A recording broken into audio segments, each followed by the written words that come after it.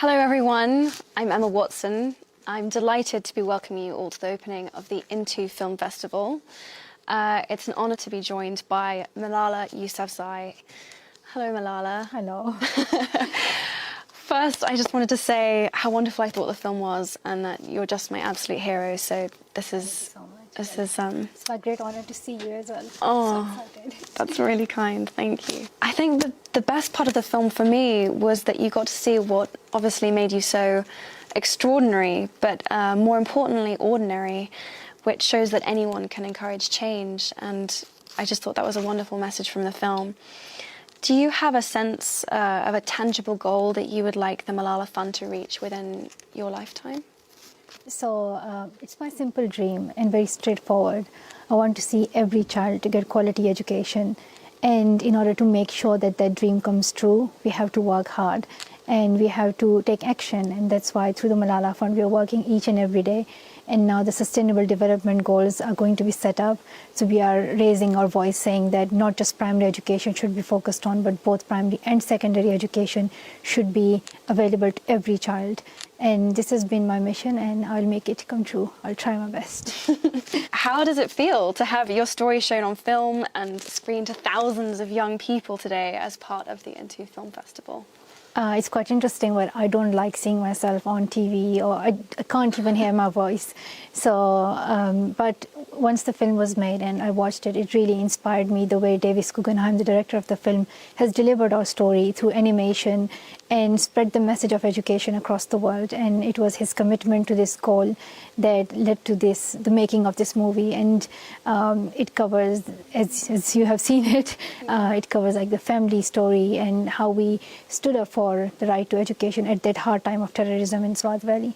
So hopefully the message will spread and it will inspire more people to come together and join the campaign that we are having through the Malala Fund, #WithMalala, and to come together and do something. It's not just that you watch the film, but you do something. And I want this movie not just to be a movie, but a movement. That's amazing, and I thought that the animation in the film was so beautiful, and I loved the mythology behind it, and it just really... It was so beautifully done and so well told, and I completely agree with you. I think it's great that people are watching the film and it's wonderful, but it's great that you want people to really do something and take action as well, and that this is about a movement, not just a film. I think it's amazing that it's going so far beyond that. A part of the film that really touched me was how big of a role, you know, your father has played in your life and in the film. How would you respond to anyone who said that, you know, men can't be feminists or shouldn't be campaigning for girls' rights? Well, my father, he has set an example to all parents and all men, that if we want equality, if we want equal rights for women, then men have to step forward. Because if we complain that women don't get equality, equal rights, it means like all the things are taken by men. So they need to step back and say, we are here to support. So it can't happen that men are just thinking it's just a few women's job who are crazy feminists and they're going to change it and things are going to be changed soon. It's not going to happen like this. We all have to work together. That's how change will come. And this is the role that my father has taken. He believes in women's rights, he believes in equality, and he calls himself a feminist. But interestingly, this word feminism, it has been a very tricky word. And when I heard it the first time, I heard it I heard some negative responses and some positive ones. And I hesitated in saying, am I a feminist or not? And then after hearing your speech, when you said, if not now, when? If not me, who? I decided that there's no way and there's nothing wrong by calling yourself a feminist. So I am a feminist, and we all should be feminists, because feminism is another word for equality. Wow. I'm so moved to hear that. That's absolutely amazing. And I agree with you. It's become this really difficult word, but I think it's wonderful when people do embrace it, because it should be synonymous with equality. People have forgotten its definition. They really, really have. So that's wonderful. Wow. I'm so moved to hear that. Well, it's kind of a similar question, but what would you say to people who argue that religion and educating women are at odds. I thought, again, it was so wonderful in the film to show how important your faith and your spirituality were in giving you strength to do the work that you do. I just thought that was such a wonderful part of the film. But what would you say to people that, you know, that use scripture to say that women shouldn't be educated, or that argue that educating women is a Western concept or a Western idea? I think people fail to understand religious beliefs, especially when it comes to Islam. They have failed to understand that Islam, the word Islam means peace. So they have failed to understand that the very first word of the Holy Quran was Iqra, which means read. It wasn't that only male should read it and not female. It was about reading, it was about learning and getting knowledge. So in Islam, you believe that God has sent you to this earth. You are there to gain knowledge, to learn and to discover more. And this is what we are here for.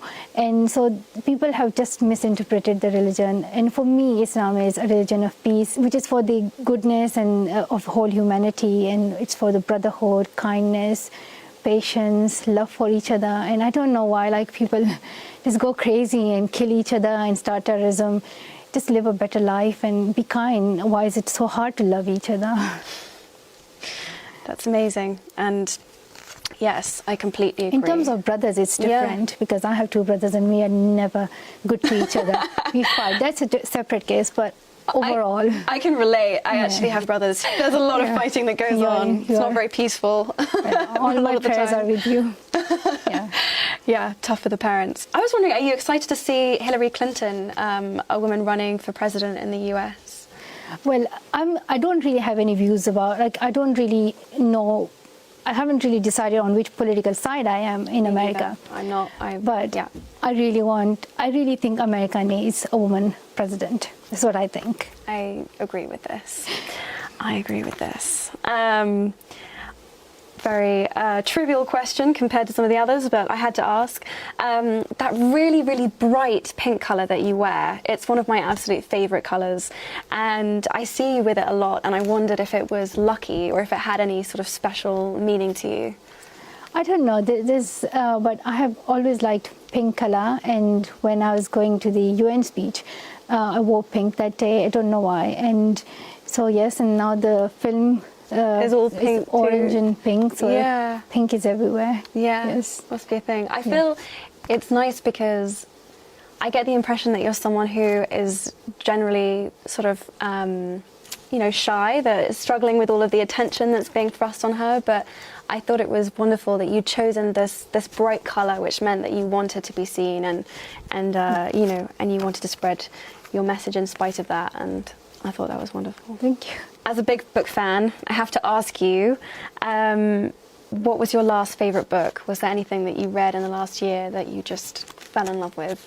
Right now I'm reading 1,000 Splendid Suns by Khaled Hosseini, and it's just beautiful. Everyone should read it. It's a wonderful book. I've also read this book. It's an amazing book. I just can't explain it. It's like the best book. Read it. I was curious what the thing you found the strangest about England compared to Pakistan was or would be. So in our books we studied that there are 4 seasons, and in Pakistan we had 4 seasons, but in the UK I just found there was 1 season, and it was always winter.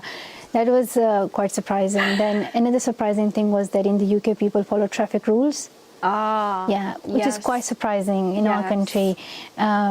Maybe in a few cities people are nice, but in the rest of the country no traffic rules at all. So that was quite surprising.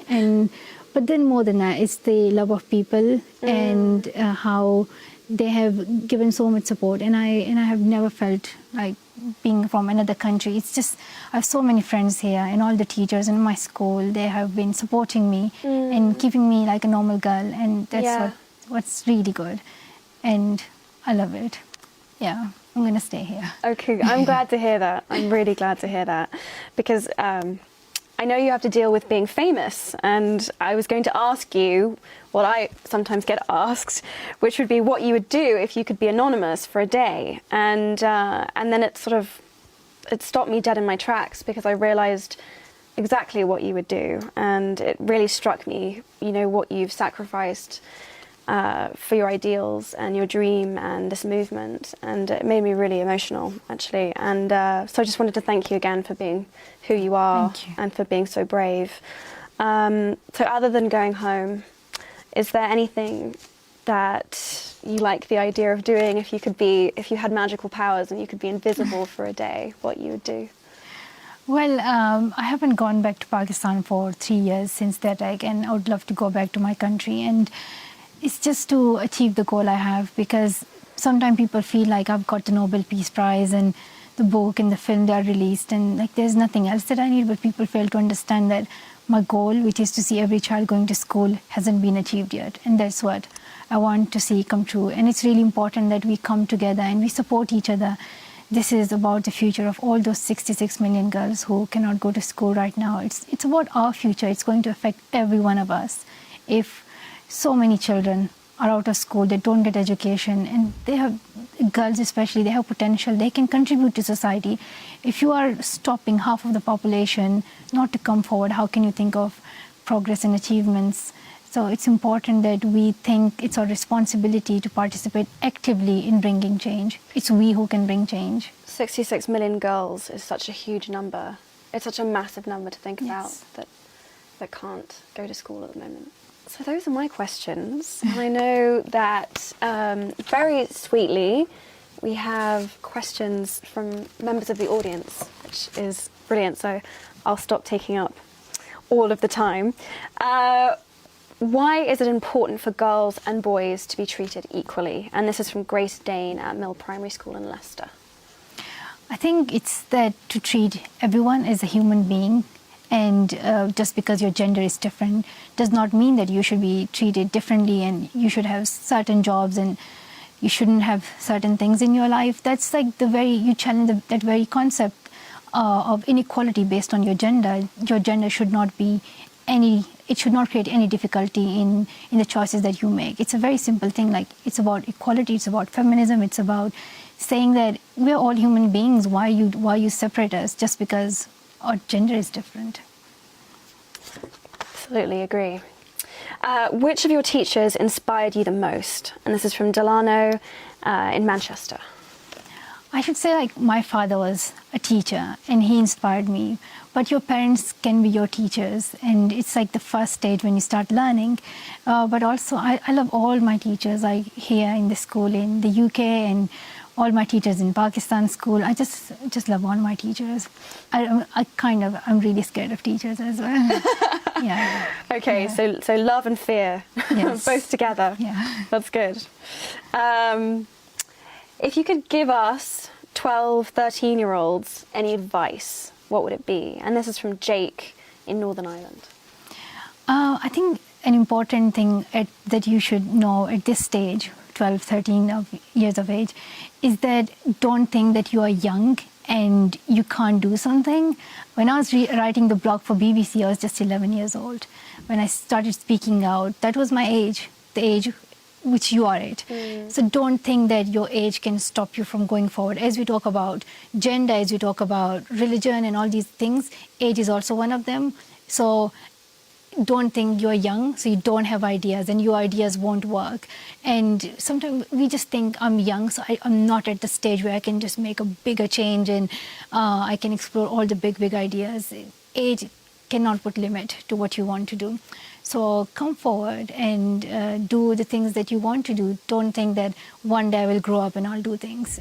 Don't wait for the stage. It will be too late. Yeah, now is the time. Yes. Now is the time. Ageism is a huge issue, actually, and every voice, feeling is important. Are you enjoying your education these days in your school in Birmingham? And this question's from Alisa in Cheshire. Oh yes, I am enjoying my education. Well, there's a lot to do right now because I'm doing A-levels. It's like a sudden change from GCSE to A-levels. But the subjects I'm doing are history, economics, maths, and religious studies, and I really like them, so that's why I'm enjoying it. Great choices, very serious choices, brilliant. How is education for girls in your country now? And that's from Asha in Enfield and North East London. The reality is that the situation is not the same in every part of the country. So, for example, in the capital, Islamabad, in Pakistan, there are girls going to school, but then there are many parts in which girls cannot go to school, and about 5 to 6 million children at primary level are out of school in Pakistan. We, in most of the data that we mentioned, like about the number of girls who are out of school, there's not enough data about the girls who are out of the secondary education, because no one really even counts them. The number you hear are just focused on primary level. Right. So that's also tragic that we don't collect the data that we need, which is how many girls drop school at secondary level and how many are out of school. But in terms of primary education, there are about like 5 to 6 million children in Pakistan, and it's really important that we think of supporting them in education. Pakistan is right now at a stage of trying to develop strong democracy and improve and fight against terrorism. And if we forget the education of our next generation, I don't think we won't be able to achieve that progress. We need to educate the future generation, and then they can build a more peaceful and better Pakistan. What would you say to young people who do not like, enjoy, or appreciate school? And this is from Miss Skinner. She's a teacher in Cardiff. Well, I should tell that, like my brothers, I tell them every day that they should focus on their studies, because they spend their time on Xbox and computers.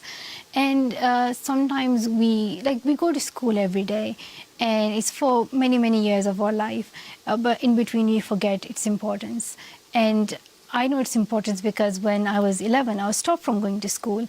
And the next day when I woke up, and I just could not go to school, and I could not believe it, that for the rest of my life, I wouldn't be able to study at all, and I wouldn't be able to become a doctor or teacher or anything I liked. And that was the stage when I realized that education is really important for every child. So before you see that stage, realize it now. I don't want you to go through that situation ever. So realize that it's for your future, it's for the future of your country. In a way, you are contributing to your society. And just believe in yourselves, believe in the power of education. I think it's very easy to take for granted, and is actually a gift. What do your younger brothers think about your efforts? And this is from Artem in London. Well, they're really annoying, and they fight with me all the time. However, they're sometimes nice, and sometimes they think I'm doing good work. Yes. Well, that's sometimes. good. Sometimes. Yes. You sometimes. That's something. My brothers are the same, by the way. What were your feelings when you had to speak publicly for the first time in front of presidents and prime ministers? And that's from Mariam in Manchester. I think I should say I feel really scared in school, speaking in school. But in terms of meeting presidents and prime minister and then talking about a cause which really matters, then you have to forget about getting nervous and the way you deliver the speech. Forget all those things and say what's in your heart. Do not hesitate. When I was meeting the president of Nigeria to talk about the girls who were abducted by Boko Haram, I said it very clearly that what are you doing? What have you done so far? Because 3 months had passed and the president had not even met them. And then he announced that he will meet the parents. So this is, you say it clearly. Why to hesitate? Why to stop yourself? And like if it was meeting the president of America, Barack Obama, or anyone, I say things very, very clearly because it's not for me. It's for children and their future. It's great that you see it as something which isn't. It's personal, obviously, but it's so much bigger than that. Yes. And you use the power and the strength of that to really, push away any nerves, which is great. How did you find the filmmaking process, and what did you learn from it? That's from Olivia in East Lothian. It was very long. It covered the 2 years journey of my life, and like going to Jordan and to speak out for the Syrian refugee children, going to Nigeria and Kenya and giving speeches, meeting world leaders, which also tells the story of our family. So it was a great experience working together with Davis Guggenheim, and at the end I didn't know what am I going to see at the end, and the way that he made it was very beautiful, especially the animation. Because I was wondering how is he going to tell the story of my father, my mother, and our past, and he has done it very well. What do you plan to do next to further promote equality? And that's from Mavis in Middlesex. Well, it's so as I said, I have this fund, the Malala Fund, and through that I'm working for education, for equality, and to ensure that girls go to school. But like, how many schools can I build? I can either build 9, 10 schools, and it's all through your support, through your donations that we build schools. But then we need our leaders to take action. We need everyone of us to come forward. It's not just a few NGOs who have to do this work. It's each and every one of us who have to come forward and contribute to it, from world leaders to parents to civil society to everyone, even to you. Even if you are 11 or 12, don't think you can't do it. You all have to come forward and participate in it. And now it's time that we ask our governments where the money is spent. We give taxes, we expect something from our governments, and now it's time that we stand up and look where the money goes. Is it spent on education? If not, why not? And why are our governments not willing to help children's education, especially in conflict zones right now, in Syria, where 2 million children are now refugees and they're out of school. And it's important that we raise this point, otherwise things won't change. It will just remain the same. Voices are important, speaking out and asking governments to do the right thing. Super, super, super important. Well, we've got through all of the questions that we've been sent, which is brilliant. So maybe I will take this moment just to say thank you again. The film is so wonderful, and your story is beyond inspiring. And thank you for your time, and it's great to have you. And I think it would be great if you give a message to all these children who are listening to us right now, because you also stand for a cause that is very important. We want equality, and there would be so many boys in the audience. Yes. Yeah. Boys in the audience, specifically. I work for a cause called He for She.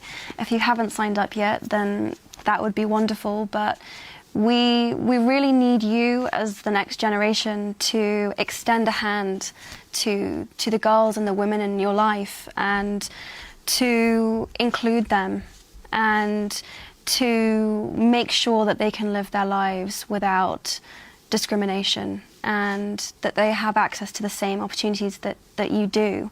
And you're in a unique position. You have a unique opportunity to do that, to support the girls and the women in your life. And if you have the chance, if moments are presented to you, do speak up, do raise your voice. Your support could literally change a girl's life, could change someone's life. And you know, gender equality is something that will affect your life too, as men and as boys. And it's just an issue that I believe about so passionately, and any of your help or support is greatly, greatly appreciated. And thank you so much. Thank you. Thank you, Malala. Well, thank you. Thank you. Nice to talk to you.